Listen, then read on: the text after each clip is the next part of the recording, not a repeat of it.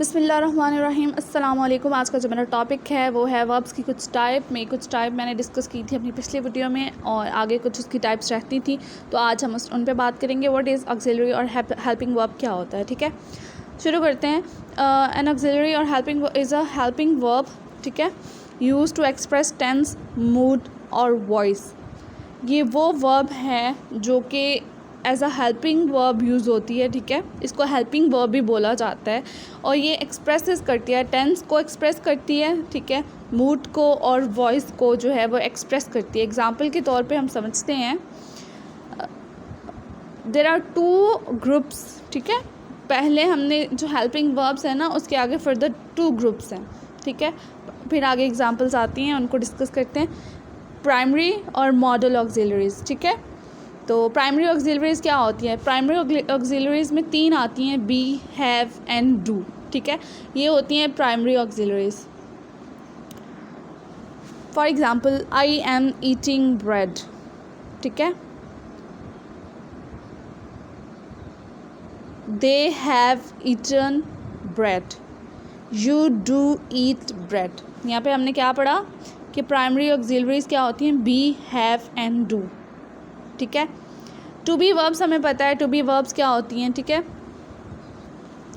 जी, तो to be verbs वो हैं are, am, is, was, were, been, being. ठीक है, तो ये इनको हम टू बी वर्ब्स कहते हैं। ठीक है, ये पास्ट टेंस, प्रेजेंट टेंस और जो है ये आ जाती हैं, इनको हम टू बी वर्ब्स कहते हैं। ठीक है, आगे हम बात, तो इसी तरह यहाँ पे आई एम ईटिंग ब्रेड, तो ये हमारे पास ऑक्सिलरी वर्ब आ जाती है। ठीक है, they have eaten bread, you do eat bread, तो यहाँ पे पी लिखना primary auxiliaries.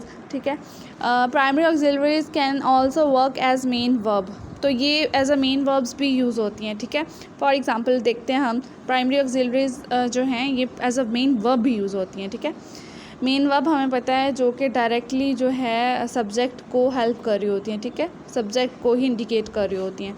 I am happy to see these names included, I have a new life now and new friends. ठीक है, we do things that are controversial.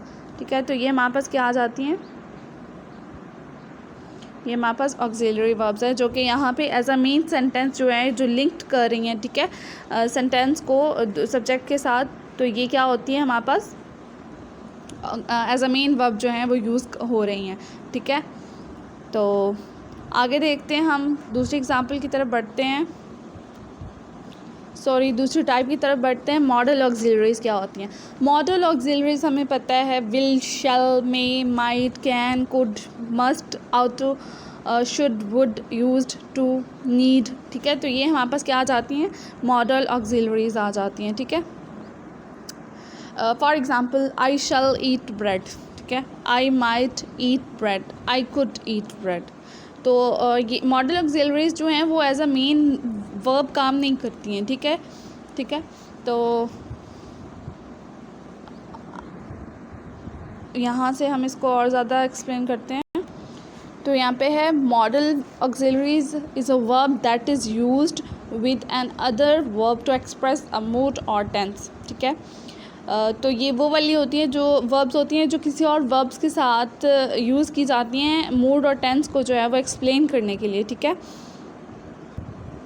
It tells about ability, permission, request, advice, ठीक है, possibility, तो ये वो modal verbs आ जाती हैं। उम्मीद है कि आपको जो है मॉडल वर्ब्स और जो है प्राइमरी वर्ब्स के जो है बारे में समझ में आ गया होगा। दोबारा इसको करती हूँ कि प्राइमरी वर्ब्स जो हैं वो बी, हैव एंड डू होती हैं। ठीक है, और ये हमारे पास कुछ प्राइमरी वर्ब्स हैं जिसमें टू बी वर्ब्स आ जाती हैं, M, are, was, were.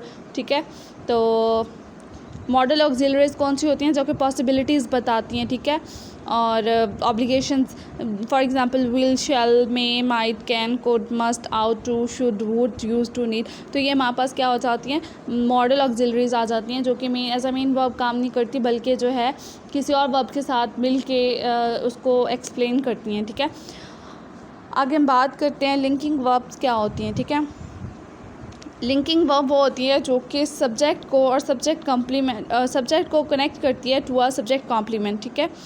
Subject complement noun भी हो सकता है, एडजेक्टिव भी हो सकता है, प्रोनाउन भी हो सकता है, विच आइडेंटिफाइज और डिस्क्राइब्स द सब्जेक्ट, ठीक है। लिंकिंग वर्ब वो होता है जो कि सब्जेक्ट को कनेक्ट करती है सब्जेक्ट कॉम्प्लीमेंट के साथ और जो कि आइडेंटिफाई करता है या डिस्क्राइब करता है किसको, सब्जेक्ट को, ठीक है। सब्जेक्ट कॉम्प्लीमेंट जो कि सब्जेक्ट को डिस्क्राइब करता है वो लिंकिंग वर्ब होता है, ठीक है। For example Mrs Ali is intelligent, ठीक है। तो ये हमारे पास सब्जेक्ट आ जाता है, ये हमारे पास क्या आ जाता है, इसके बारे में बता रहा है, सब्जेक्ट का कॉम्प्लीमेंट दिया गया है यहाँ पे। सब्जेक्ट कॉम्प्लीमेंट के बारे में पहले वीडियो बना चुकी हूँ, ऑब्जेक्ट कॉम्प्लीमेंट के बारे में, तो आप जाकर देख लीजिएगा, आपको इजीली समझ में आ जाएगा। तो ये हमारे पास क्या है, सब्जेक्ट कॉम्प्लीमेंट है, ठीक है। सॉरी ये वाला, तो ये सब्जेक्ट के बारे में कॉम्प्लीमेंट है, तो ये हमारे पास लिंकिंग वर्ब है, ठीक है। दे आर ऑनेस्ट, तो ये हमारे पास क्या है, सब्जेक्ट कॉम्प्लीमेंट है। तो और ये हमारे पास क्या है, सब्जेक्ट है। We were happy, it is I, तो ये हमारे पास क्या है, सारे सब्जेक्ट और सब्जेक्ट कॉम्प्लीमेंट है जिनको लिंकिंग वर्ब जो है वो मिला रही है सब्जेक्ट को और सब्जेक्ट कॉम्प्लीमेंट को। जैसे हमने डेफिनेशन में बात की कि linking verbs connect a subject to a subject complement that describes the subject. आगे हम बात करते हैं इन दोनों में डिफरेंस की। Linking verb is a verb that is followed bye a predicate, noun और एन ऑब्जेक्ट, ठीक है।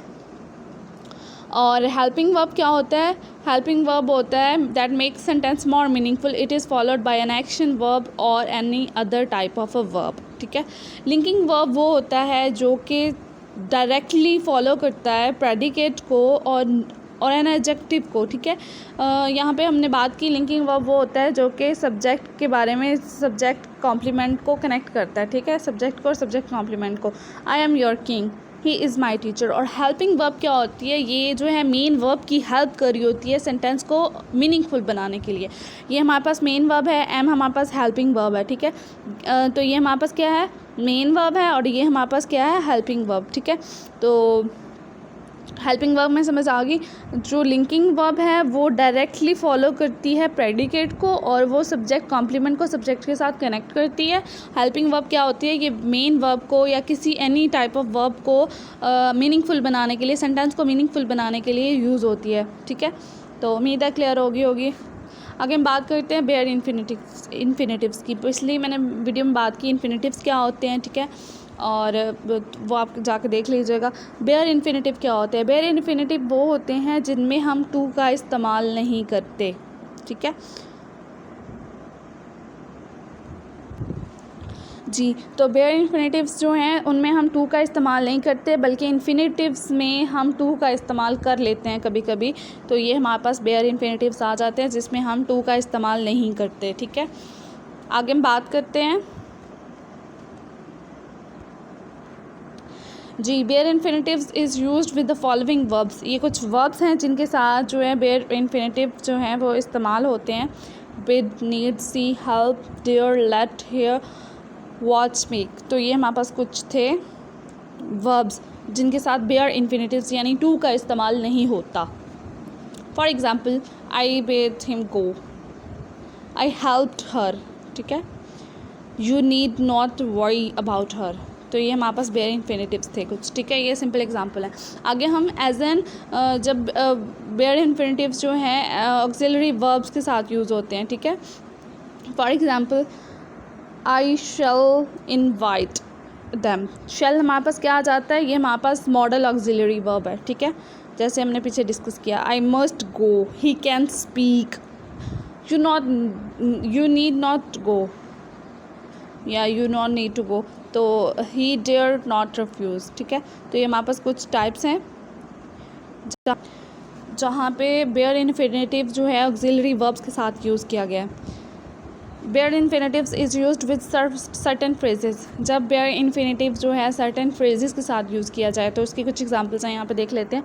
You had rather visit him, I would rather wait, you had better consult a doctor. तो ये हमारे पास क्या है, ये हमारे पास सर्टेन फ्रेजेस हैं जिनमें बेयर इन्फिनेटिव्स यूज़ किए गए हैं, ठीक है। और बेयर इन्फिनेटिव्स कौन से होते हैं, जिसमें हम टू का इस्तेमाल नहीं करते, ठीक है। तो रेगुलर वर्ब्स की बात कर देते हैं। Most important type of the verb, regular verb वो होती हैं verb that forms its past tense and past participle by adding d or ed or in some cases t to the base form। Regular verbs वो होती हैं जो d और ed पर ख़त्म हों, ठीक है, और सम केसेस में टी भी यूज़ किया जा सकता है। फॉर एग्ज़ाम्पल आगे बात कर लेते हैं हम, ये हैं, सॉरी ये कोई और ऐड हो गई अंदर जी, तो माजरत के साथ वो पिछली जो है कुछ थी, तो यहाँ पे मैंने सही वाली ऐड कर दी है।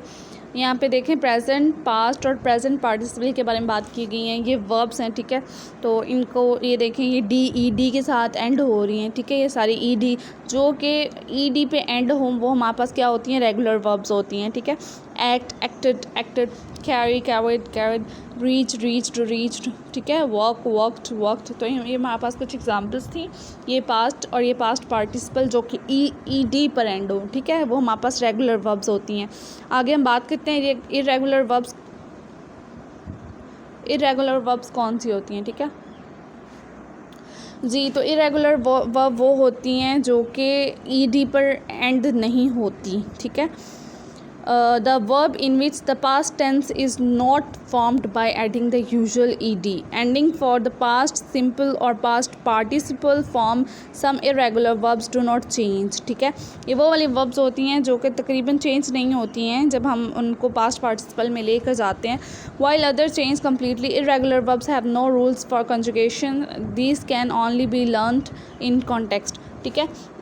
रेगुलर वर्ब्स वो होती थी जो ई डी पर ख़त्म होती थी और इरेगुलर वर्ब्स जो हैं वो ई डी पर ख़त्म नहीं होती हैं। बहुत सारा सिंपल सा एक ट्रिक है जिससे आप समझ सकते हैं रेगुलर और इरेगुलर वर्ब्स कौन सी होती हैं।